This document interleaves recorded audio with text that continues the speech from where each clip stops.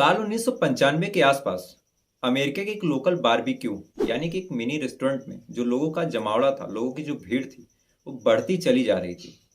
क्योंकि जो वो रेस्टोरेंट था, जो मिनी रेस्टोरेंट था, बारबेक्यू था, उसका जो शेफ था ऐसी लाजवाब बर्गर, ऐसे लाजवाब सैंडविच बनाता था कि ऐसा स्वाद शायद उन लोगों को अमेरिका में और पूरे अमेरिका में कहीं और नहीं मिल रहा था। इस वजह से उस आदमी की बर्गर की, उस आदमी के सैंडविच की जो दीवानगी थी वो लोगों को खींच के लेके चली आ रही थी। लेकिन इस चीज के कुछ ही महीनों बाद जो चीजें निकल के सामने आई, जो बातें निकल के सामने आई, उसे सुनने के बाद, उसे जानने के बाद, जिसने भी सुना, जिसने भी जाना, और खासकर जो लोग उस रेस्टोरेंट पे खाने के लिए जाते थे, उनके पैरों तले जमीन खिसक गई, उनकी आंखें फटी की फटी रह गई। दरअसल जिस नॉनवेज की डिश को वो लोग इतना पसंद करते थे, उन्हें लगता था कि ये शायद बीफ होगा या पॉर्क होगा, चिकन होगा, मटन होगा। वो चीज न बीफ थी, न पॉर्क था, न चिकन था, न मटन था। दरअसल वो इंसानी मांस था। यानी जो शेफ था, जो बनाने वाला था, उस रेस्टोरेंट का मालिक, वो लोगों को बीफ, चिकन और पॉर्क के नाम पे इंसानी मांस के टुकड़े पका के खिलाता था। और जब इस घटना की जांच की गई और पता किया गया और डिटेल निकाली गई, तो पता चला कि वो आदमी तो एक सीरियल किलर था, जो लोगों को मार के मांस को ठिकाने लगाने के लिए, लाश को ठिकाने लगाने के लिए, उस लाश के छोटे छोटे टुकड़े काटता, काट के, पका के अमेरिका के लोगों को बर्गर और पैटीज ऐसी चीज़ों में भर के खिला देता था, और लोग उसे बड़े चाव से खाते भी थे। तो आदाब, नमस्कार, जय हिंद, वंदे मातरम। मैं आपका अपना ठाकुर प्रखर सिंह। आज मैं जिस कहानी के साथ हाजिर हुआ हूँ, जिस सच्ची घटना के साथ हाजिर हुआ हूँ, इस घटना को सुनने के बाद, इस कहानी को सुनने के बाद, शायद आज के बाद आप भी जब कहीं खाने जाएंगे, तो अब आप नॉनवेज की जो चीज़ें हैं, शायद उन्हें खाने से पहले इस वीडियो का अगर आपको ध्यान रहेगा, इस वीडियो का अगर तस्करा आपको रहेगा, तो शायद अब नॉनवेज की चीज़ें खाने से पहले आप कतराएंगे और अब शाकाहार की तरफ आप ज़्यादा रुख करेंगे। चूंकि एक अनजान से खाना अब आपके लिए थोड़ा सा एक अजीब सी आपके मन में एक भावना ला सकती है। क्योंकि ये कहानी एक ऐसे आदमी की है जो लोगों को मारता था, मार के उनकी लाश के छोटे छोटे टुकड़े काटता और काट के, पका के बर्गर और पिज्ज़ा और ऐसी चीज़ों में नॉनवेज और चिकन मटन के नाम पे लोगों को इंसानी मांस खिला देता था। एक ऐसा आदमी जो एक बहुत ही चालाक, बेहद ही दुर्दांत, 500 पाउंड का वजन रखने वाला एक सीरियल किलर था। तो अब सीधा चलते हैं आज की इस कहानी के ऊपर, इस सीरियल किलर, इस सनकी की कहानी के ऊपर। लेकिन कहानी शुरू करूं उससे पहले आपसे वही अनुरोध, वही निवेदन कि अगर आप चैनल पे नए हैं तो चैनल को सब्सक्राइब कर लीजिएगा और वीडियो को लाइक कर लीजिए। एक प्यारा सा कमेंट मेरे नाम पे कर लीजिए। क्योंकि जब आप एक कमेंट करते हैं, एक लाइक करते हैं, एक सब्सक्राइब करते हैं, तो इस वजह से मुझे एक तरह से आप एक गिलास ग्लूकोज का दे देते हैं, जिससे मुझे अगले दिन और मेहनत करने की और अपने तरीके से और अच्छा प्रयास करने की, कुछ और अच्छी वीडियोस लाने की, खोजने की, लिखने की, बोलने की एक तरह से एनर्जी देते हैं, स्टेमिना देते हैं, एक गिलास ग्लूकोज दे देते हैं। तो अब सीधा चलता हूँ आज की इस कहानी के ऊपर। तो जब इस मामले की छानबीन की गई और पता किया गया कि ये आदमी कौन है और ये आदमी क्यों ऐसे लोगों को कर रहा है, इस आदमी की कुंडली क्या है, इस आदमी की हिस्ट्री क्या है, जब पुलिस वाले खंगालते हैं तो पता चलता है कि इस आदमी का नाम जोसेफ मेथनी, और कुछ लोग इसे जो रे मेथनी के नाम से भी जानते थे। इस आदमी का नाम जोसेफ मेथनी था। मेथनी का जो जन्म था वो 2 मार्च 1955 में एक रिटायर्ड फौजी के घर में होता है। अब इसके पिता जो थे, मेथनी के पिता, चूंकि वो भी फौज में थे, तो फौज में होने की वजह से उन्हें जो शराब की लत थी वो उस फौज से ही अपने सर्विस के दौरान ही लग जाती है। और वो घंटों घंटों तक बैठ के शराब पीते, और इस शराब पीने की वजह से उनका जो स्वास्थ्य था वो निरंतर गिरता जा रहा था। और आपको भी पता है कि जिस घर में शराब आ जाती है, तो शराब की वजह से घर में झगड़ा, घर में ऐसी लड़ाइयाँ, ऐसी चीज़ें होना आम बात हो जाती है। तो मेथनी के जन्म के बाद जो इसकी माँ थी और इसके पिता, वो आपस में हमेशा लड़ते रहते हैं। और आमतौर पे जो बच्चे होते हैं वो अक्सर माँ की साइड लेते हैं, लेकिन मेथनी इसके उलट अपने पिता की साइड लेता था। और माँ को ही कहता कि माँ आपकी गलती है, आप गलत कह रही हैं, गलत बोल रही हैं। इस वजह से एक तरह से इनकी जो माँ बेटे का रिश्ता था, मेथनी और इसकी माँ का, वो एक तरह से कभी मुकम्मल नहीं हो पाया, पूरा नहीं हो पाया। और हमेशा इन दोनों में तकरार होती है, कभी पिता की साइड से, और पिता की हमेशा साइड लेने की वजह से इन माँ बेटों में भी हमेशा खटपट लगी रहती। किसी किसी बात पे हमेशा झगड़ा हो जाता, बहसबाजी हो जाती। और ऐसे ही देखते देखते जब मेथनी की उम्र मात्र 6 साल थी, तभी इसके पिता का निधन ज़्यादा शराब पीने की वजह से हो जाता है। इसके पिता का लीवर डैमेज होता है। उसके पिता की मौत 1961 में, यानी जब ये 6 साल का था, तब इसके पिता का निधन हो जाता है। अब माँ का कभी इसके पिता से कभी बनती ही नहीं थी। कभी पटी ही नहीं। तो जब पिता का निधन हो जाता है तो माँ भी शायद दूसरी शादी कर लेती है और मेथनी को छोड़ के आगे बढ़ जाती है। लेकिन जो मेथनी था, इन सब परिस्थितियों के होने के बावजूद, पिता का निधन हो गया, माँ भी अब साथ नहीं दे रही, माँ छोड़ दी है, 6 से 7 साल का बच्चा अकेले रह रहा है। इन सब परिस्थितियों के बावजूद, इतनी कठिन परिस्थितियों के बावजूद, इसकी जो दिलचस्पी थी वो पढ़ाई लिखाई में इतनी ज़्यादा थी और इतना ज़्यादा ये होशियार था, इतना ज़्यादा ब्रिलियंट था। किसी वजह से इसने अपनी पढ़ाई को, अपनी एजुकेशन को, अपनी शिक्षा को कभी अवरुद्ध नहीं किया, कभी रोका नहीं। और चाहे जैसे तैसे करके मेहनत मजदूरी करके इसने अपनी फीस भरी और अपनी पढ़ाई को और अपने कैरियर पे ध्यान दिया और अपनी पढ़ाई में उसके बाद भी कई सालों तक अव्वल रहा। और इसकी जो बॉडी थी, इसकी जो फिजिक थी, वो लोकल अमेरिकन लोगों से बहुत ज़्यादा डेवलप थी। इसकी हाइट 18 साल की होते होते लगभग 6 फुट 8 इंच की हो गई। इसका वजन भी लगभग 100 किलो से ज़्यादा था।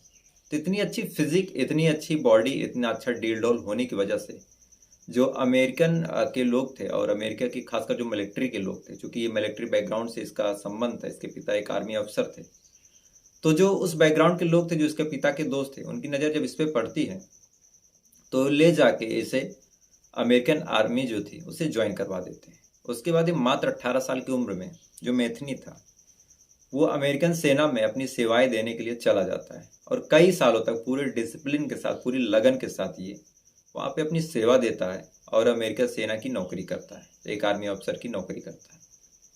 अब समय बीतता जाता है, धीरे धीरे इसकी उम्र भी बढ़ती जाती है और कुछ सालों बाद लगभग 1973 में जब इसकी पोस्टिंग वियतनाम में होती है, तब वहाँ से अचानक से ऐसा कुछ हो जाता है जिस वजह से इसका मन जो था अमेरिकन आर्मी से, अमेरिका की उस सेना की नौकरी से एक तरह से ऊब जाता है। इसे लगता है कि यार ये मेरा मैदान नहीं है, मेरी फील्ड नहीं है, मैं इस काम के लिए नहीं आया हूँ, मेरा मन, मेरा दिल अब इस काम में नहीं लग रहा है। तो इस वजह से 1973 में ये अपनी नौकरी छोड़ के वापस अपने शहर बाल्टीमोर, जहाँ पे इसका जन्म हुआ था, वहीं आ जाता है। अब वहाँ आने के बाद अब इसकी माँ से भी इसकी कभी बनी नहीं थी और अमेरिका की सेना में जाने के बाद इसके पीछे भी कोई नहीं रह जाता। तो आने के बाद एकदम ये अकेला हो जाता है, एकदम तनहा सा हो जाता है। तो आने के बाद जब आदमी अकेला होगा, तनहा होगा, इसके कोई दोस्त नहीं थे, इसके कोई यार नहीं थे, तो धीरे धीरे ये गलत कामों में, जैसे शराब, जुए और ड्रग्स, इन सब चीज़ों में इसकी जो दिलचस्पी थी वो बढ़ती चली जाती है। और इसी क्रम में ये कभी शराब पीता, कभी ड्रग्स लेता, कहीं जुआ खेलता। इस वजह से इसकी जो सेविंग्स थी आर्मी से, जो इसकी पैसे थे, इसकी जो पैसे मिले थे, सेविंग्स थे, जो सैलरी थी, ये सारी पैसे खत्म हो जाते हैं। अब इसके पास जब कुछ बचता नहीं, ये कैसे आगे का जीवन यापन करे, कैसे ये आगे बढ़े, तो इसने फिर एक ट्रक लिया और ट्रक चलाना चालू कर दिया।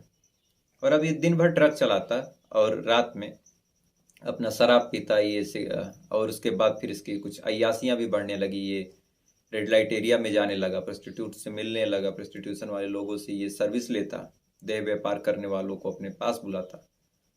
यही सब करता गया और इसकी जो लत थी धीरे धीरे खराब होती गई और एक तरह से ये एक समय पे पूरा शराबी बन चुका था, पूरा जुआरी बन चुका था।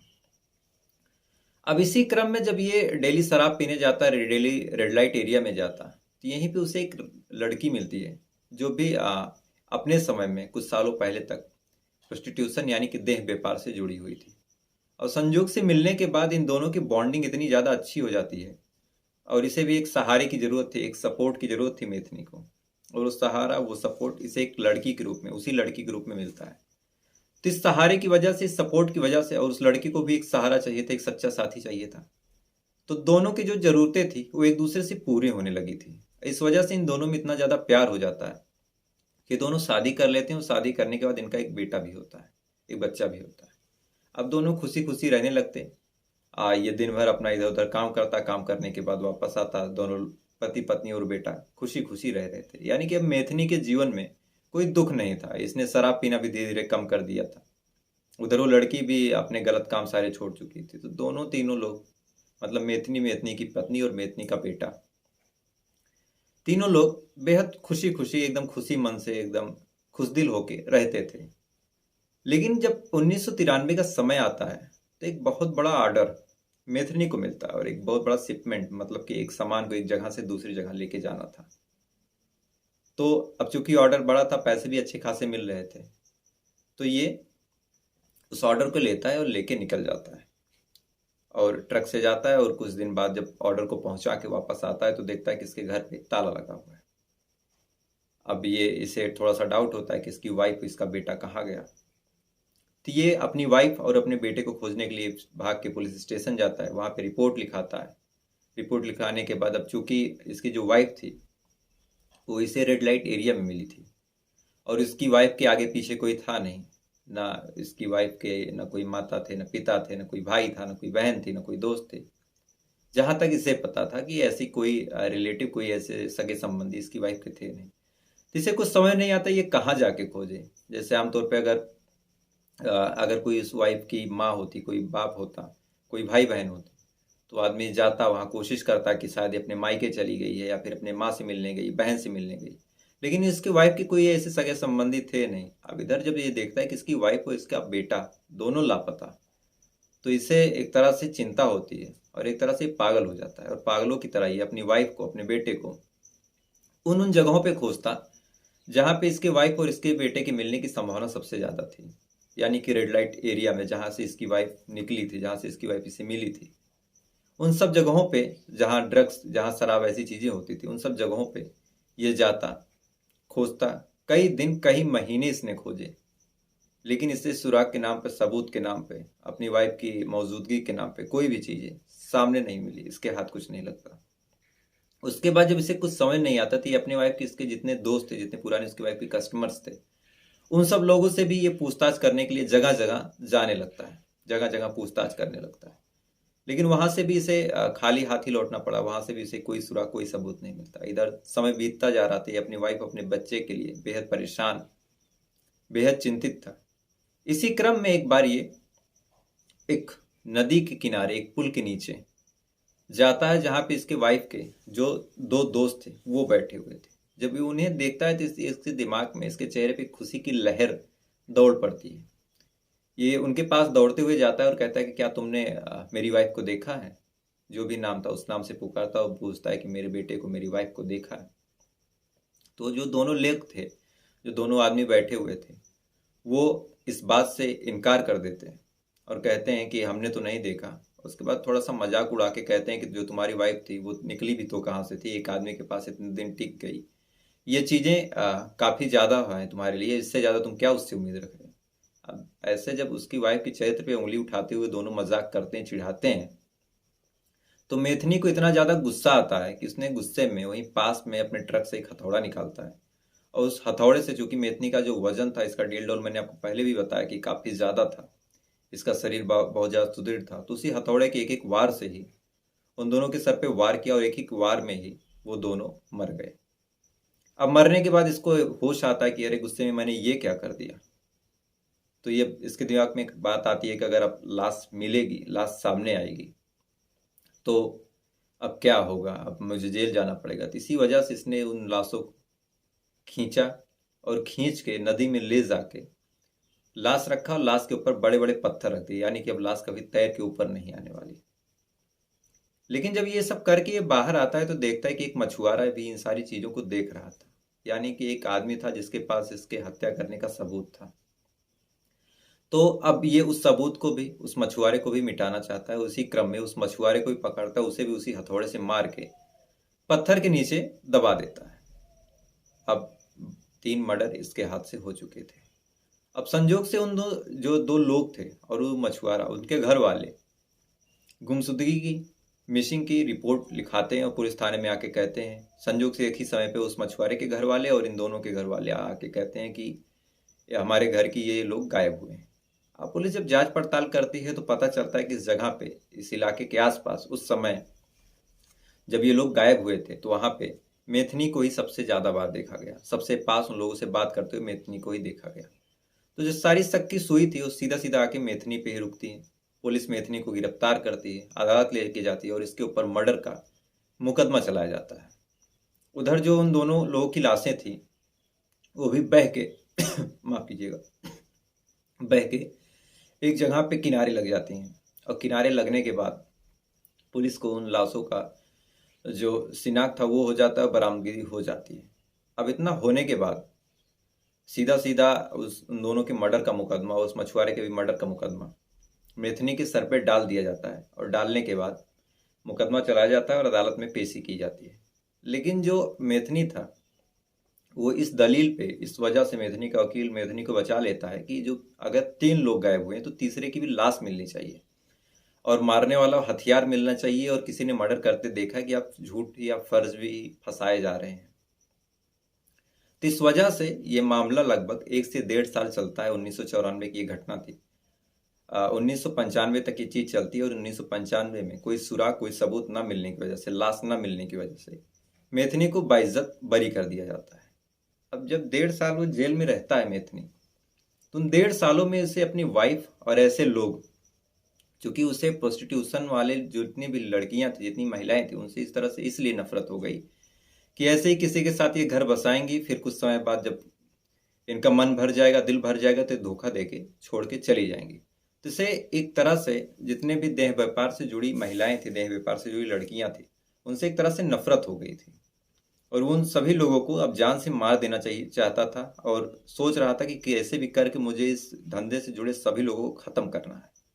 जो भी देह व्यापार से जुड़ी हैं, जो भी ऐसे गलत काम करती हैं, उन सभी को अब जीने का कोई अधिकार नहीं, क्योंकि अगर ये जिएंगे तो कई लोगों के घर, कई लोगों की जिंदगी ये जैसे मेरी तबाह की वैसे ही ये तबाह करेंगी। तो अपनी वाइफ से बदला लेने के लिए, इसकी वाइफ ने जो कुछ किया उस चीज से बदला लेने के लिए इसने अब ऐसी चीज सोच ली थी जो शायद पूरे अमेरिका को दहलाने वाला था। और इसी क्रम में इसके दिमाग में एक चीज आता है कि अगर लाश नहीं मिलेगी तो जब तक लाश नहीं मिलेगी मैं चाहे जितने लोगों को मारूंगा, मेरे ऊपर कोई मर्डर, कोई हत्या, ये सारी चीजें कभी सिद्ध नहीं हो पाएंगे। इसी वजह से इसने बदला लेने के लिए और लाश को ठिकाने लगाने के लिए खौफनाक, एक दरिंदगी भरा एक दिमाग लगाया। और दिमाग लगाने के बाद ये जब जेल से बाहर आता है 1995 में, तो इसने वहीं पे एक छोटा सा बारबेक्यू यानी कि एक मिनी रेस्टोरेंट खोला। अब इस रेस्टोरेंट में ये बर्गर बनाता और पैटीज बनाता और ऐसी ऐसी सैंडविच बनाता, यही सारी चीज़ें जो चिकन और नॉनवेज से संबंध रखती थी, ऐसी सारी चीज़ें बनाता। दिन भर ये चीज़ बनाता, सर्व करता। आसपास के जो ट्रक ड्राइवर्स थे, जो ऐसे लोकल लोग मजदूर थे, काम करके जाते बेहद कम दाम पे, इससे इन चीज़ों को खाते और इससे बातें करते, तारीफ इसकी करते, इसकी बनाई चीज़ों की तारीफ करते। उसके बाद ये रात को किसी न किसी देह व्यापार से जुड़ी लड़की को अपने पास बुलाता था। जब इसका ये बारबेक्यू बंद होता था उसके बाद ये अपने पास बुलाता, उनसे गलत काम करता, उनसे सर्विस लेता और लेने के बाद उस लड़की को मार देता और मारने के बाद उसके लाश के छोटे छोटे टुकड़े करता और काट के जो भी मांस खाने लायक था, उसकी समझ से जो खाने लायक था, उसे अपने पास फ्रिज में रख लेता और फ्रिज में रखने के बाद कल बनाने के लिए उसको मसाले वगैरह लगा के मैरिनेट करने के लिए छोड़ देता और बाकी चीज़ों को वो जाके कहीं दफना देता या फिर कूड़े में फेंक देता। और ऐसा ही अक्सर हर दूसरे, तीसरे, चौथे दिन ये करता रहता है। और जो मांस ये निकाल के रखता है, जो मांस के टुकड़े, इंसानी मांस के टुकड़े बचा के रखता है मैरिनेशन के लिए, उसको अगले दिन अपने उन्हीं प्रोडक्ट्स में, चाहे वो बर्गर थे, चाहे वो पेटीज थे, चाहे वो सैंडविच थी, उसी में छोटे छोटे टुकड़े काट के पका के लोगों को खिला देता और लोगों को भी उसका स्वाद था थोड़ा सा अलग लगता, थोड़ा सा अच्छा लगता। इस वजह से लोगों की जो भीड़ थी, लोगों का जो जमावड़ा था, इसके छोटे से बारबेक्यू, इस छोटे से मिनी रेस्टोरेंट पे बढ़ता चला जा रहा था। लोग दूर दूर से, शायद अगर कोई 50 किलोमीटर दूर है, उसे भूख लगी है और ट्रक ड्राइवर है, तो उसके दिमाग में आता कि यहाँ ना खा के चलते हैं इस मेथनी के छोटे से बारबेक्यू पे रुकेंगे और वहां पे खा लेंगे। यानी लोग घंटों तक अपनी भूख रोक के इसके पास आते थे, इसके बर्गर, इसके पेटीज और इसके सैंडविच का स्वाद लेने। इतना ज़्यादा ये लोगों को इसकी बर्गर और पैटीज की स्वाद जो थी, नॉनवेज की जितनी डिशेज थी, पसंद आने लगी थी। अब इसके पास सबसे बढ़िया चीज़ क्या थी? ये लोगों को मारता और खासकर जो देह व्यापार और इन सब चीज़ों से जुड़ी लड़कियां हैं, महिलाएं हैं, उनके आगे पीछे ज़्यादातर लोग होते नहीं। तो इनके गायब होने पे, इनके मतलब ना मिलने पे, लापता होने पे कोई ऐसी कंप्लेन, कोई ऐसी मिसिंग रिपोर्ट लिखाने वाला था नहीं और लाश भी नहीं मिलने वाली थी। आमतौर पे किसी मर्डर की जो बात होती है, या तो कोई गुमशुदगी की तलाश हो पुलिस को, या फिर कोई सनसनीखेज लाश मिले। इन्हीं सब चीज़ों पे, इन्हीं सब बिना पे ही पुलिस एक मर्डर, ऐसी चीज़ों पे ध्यान देती है। अब एक आदमी, एक लड़की जो गायब हो गई है, गायब होने के बाद में उसके गायब होने की कोई कंप्लेन कर रहा है, ना ही कोई लाश मिल रही, तो पुलिस को क्या ही पता चलेगा, या फिर आम लोगों को भी क्या ही पता चलेगा कि कोई गायब हो गया है। तो इसी क्रम में इसने लगभग 12 से 13 लोगों को बारी बारी से, ऐसी लड़कियों को बुलाया उनके साथ सर्विस लिया, उसके बाद उन्हें मार के पका के लोगों को खिला दिया। लेकिन साल 1996 में, यानी कि 1995 की स्टार्टिंग से 1996 के अंत तक इसने 2 साल तक ऐसे लोगों को मारा और मार के लोगों को खिला दिया। लेकिन साल 1996 में एक बार जब ये अपने ट्रक से निकलता है, आमतौर पे जब ये प्रोस्टिट्यूट्स के पास जाता था तो अपने ट्रक से जाता था, उनको बैठाता था, बैठा के एक फैक्ट्री में रहता था, तो उसी फैक्ट्री में लेके आता और वहीं पे ये लड़कियों को मारता और मार के कई बार तो इसने ऐसी कई खुलासे अभी आगे इसने किए हैं जो शायद अब आपको चौंकाने के लिए काफ़ी हों। तो एक बार जब ऐसे 1996 में ये अपने ट्रक से निकलता है तो इसे एक रीटा कैंपर नामक एक प्रोस्टिट्यूट, यानी कि एक देह व्यापार करने वाली लड़की मिलती है। ये उसे लिफ्ट देता है, उसको अपने पास बुलाता है, उससे सर्विस लेने की बात करता है, उसके बाद उसे थोड़ा सा ड्रग्स देता है और ला के अपने फैक्ट्री में उसे सर्विस लेने के लिए बोलता है कि ठीक है अब हम फैक्ट्री में आ गए, जो सर्विस है वो तुम प्रोवाइड करो। तो जब वो लड़की रीटा कैंपर उस जगह पे आती है और देखती है कि इस जगह का जो माहौल है थोड़ा सा अजीब है, यानी कुछ ऐसी चीज़ें रखी हैं जिसपे कुछ धारदार हैं, कुछ हथौड़ियाँ हैं, कुछ फावड़े हैं, कुछ कुल्हाड़ियाँ हैं, कुछ बड़ी बड़ी चाकुएं रखी हैं, तो उसे थोड़ा सा अजीब लगता है। तो ये वो लड़की बोलती है, रीटा बोलती है कि मैं तुम्हें सर्विस नहीं दे सकती, सॉरी मुझे जाने दो। तो जब इतना वो सुनता है उसको लगता है कि ये कौन सा शिकार है जो मेरे चंगुल से निकलने की बात कर रहा है। अब चूंकि उसका वजन भी काफ़ी ज़्यादा था तो सीधा सीधा रीटा पे हमला बोल देता है, उसके साथ दरिंदगी, उसके साथ गलत काम करने की कोशिश करता है। अब जब ये कोशिशें ये करता है तो संजोग से उसी में से एक हथियार, एक हथौड़ा रीटा के हाथ में लग जाता है। वो भी रीटा की अच्छी किस्मत थी, लग जाता है और उसी हथौड़े से ये मेथनी के सर पे वार करती है और वार करने की वजह से मेथनी को चक्कर सा आ जाता है और इसी 2 से 3 मिनट के लिए जब वो झुंझुला जाता है, उसे चक्कर आता है, तो उसी क्रम में उसी समय में जो रीटा थी वो भाग जाती है। वो भाग के सीधा सीधा पुलिस स्टेशन का रुख करती है और थाने में जाके बताती है कि एक आदमी मुझे ऐसे उठाया और वहाँ पे लेके गया, मेरे साथ गलत काम करने की कोशिश की, मेरे ऊपर हमला किया। यानी कि जो पुलिस के सामने मामला गया था वो एक अटेम्प्ट टू रेप और अटेम्प्ट टू मर्डर का था। उसे पुलिस को इतना नहीं पता था कि वो जिस लड़की की वो बात कर रही है, जिस आदमी की वो बात कर रही है, वो असल में वो है क्या, उसकी असलियत क्या है।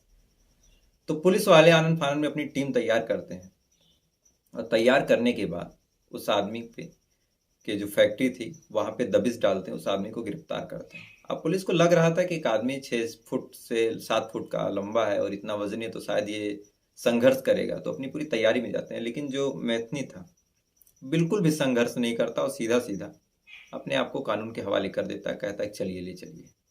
और इससे जब इस मामले में पूछताछ की जाती है तो पुलिस को लगता है कि ये कबूलेगा कि हाँ मैंने मारा है इस लड़की को, इसके साथ गलत करने की कोशिश की। लेकिन जब इस आदमी ने जो कुछ कबूला, वो पुलिस मीडिया आपके लिए भी एक तरह से सिरहन पैदा करने वाला था, चौंकाने वाला था। दरअसल जब पुलिस इससे एक अटेम्प्ट टू रेप और एक अटेम्प्ट टू मर्डर की पूछताछ कर रही थी तो इसने ऐसे 13 से 14 मर्डर और 13 से 14 लोगों के मांसों को ऐसे लोगों को खिलाने की बात पुलिस के सामने रख दी और उन लोगों को, उन प्रोस्टिट्यूट्स के गायब होने की, उन कहाँ कहाँ लाशें ठिकाने लगाई थी, ये सारी बातें और ये जो घटना, जो पूरी जानकारी मैंने आपको बताई, ये सारी चीज़ें ये पुलिस को बताता है।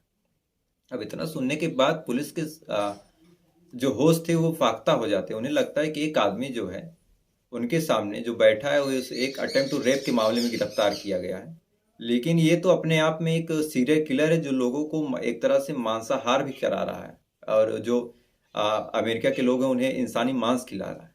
तो फौरन पुलिस उस आदमी को गिरफ्तार करके कोर्ट का रुख करती है और जब ये मामला अमेरिका में फैलता है, पूरे अमेरिका में और अमेरिका से बाहर भी आता है, तो लोगों में उस आदमी के प्रति इतनी ज़्यादा घृणा थी, इतनी ज़्यादा नफरत थी, क्योंकि उसने कईयों का जो ईमान था वो भंग कर दिया था। कई लोग हों, चाहे आप हो, हम हो, चाहे आप लोग हों, कोई भी हो, नॉनवेज खा सकता है, मुर्गा खा सकता है, चिकन खा सकता है, बकरे खा सकता है, लेकिन इंसान खाना इसके लिए एक तरह से धर्म भ्रष्ट होने वाली बात है। तो इस आदमी कई लोगों के धर्म को जो भ्रष्ट किया था, इस वजह से कई लोगों का गुस्सा इस पर फूटता है और इसके फांसी की मांग होती है। लेकिन जो अदालत थी वो इस आदमी को, इस शख्स को, इन 13 से 14 मामलों में उम्र कैद की सजा सुनाती है। लेकिन ये पूरी अपनी उम्र कैद की सजा को पूरा करता है। इस वजह से इसी बीच में, माफ कीजिएगा, इसी बीच में साल 2017 में इसकी जेल में ही रहस्यमय तरीके से मौत हो गई। और इसकी मौत कैसे होती है अपने आप में ये भी एक रहस्य है। तो फिलहाल ये थी पूरी कहानी एक अमेरिका की एक ऐसे सीरियल किलर की जिसने लोगों को मारा और मारने के बाद उनके मांस को आ, कई लोगों में खिलाया, और इसके जो खिलाने का तरीका था, इसके जो बनाने का स्वाद था, इस वजह से लोगों में दीवानगी फैलती चली गई थी। तो फिलहाल ये थी पूरी कहानी, लेकिन इस कहानी को खत्म करूँ उससे पहले आपसे अनुरोध, और अनुरोध से पहले भी कल जो मैंने आपसे सवाल पूछा था कि आ, जो क्वीन एलिजाबेथ की डेथ हुई है उसको सीधे सीधे ना बता के जो सरकारी मुलाजिम थी उन्होंने एक कोड के जरिए बताया था, और ये सवाल मैंने पूछा था कि आप लोगों में से कौन इसका जवाब दे पाता है। तो इस सवाल का सबसे सटीक जवाब, सबसे सही जवाब वासु जी ने दिया है। तो वासु जी, आपको लाख लाख बधाई, आपने सही जवाब दिया, और इसका सही जवाब है the London bridge is down. यही वो कोड था जो लोगों को बताता था कि अगर जब क्वीन एलिजाबेथ मर जाएंगी तो इसी कोड के जरिए आप लोगों को सूचना दे सकते हैं, आप सीधा सीधा नहीं बोल सकते। तो इस सवाल के विजेता रहे हैं वासु जी। और आज से आज आपका जो अगला सवाल है कि आपने कई सारे नेशनल फ्लैग, कई सारे राष्ट्रीय झंडे देखे होंगे, खासकर जो पुराने झंडे, किसी भी झंडे में पर्पल यानी कि बैगनी कलर क्यों नहीं है? लाल हो सकता है, पीला हो सकता है, नीला हो सकता है, तो बैगनी कलर क्यों नहीं है? इसका जवाब अगर आपको मालूम हो तो कमेंट करके बताइएगा, नहीं मालूम हो तो कल के लिए वेट कीजिएगा, इसका जवाब मैं आपको कल दूंगा। और अगर आपको वीडियो अच्छी लगी हो तो वीडियो को लाइक कर लीजिएगा, चैनल को सब्सक्राइब कर लीजिएगा। अब आपसे कल फिर मुलाकात होगी किसी नई कहानी के साथ, तब तक अच्छे रहिए, खुश रहिए। जय हिंद, वंदे मातरम।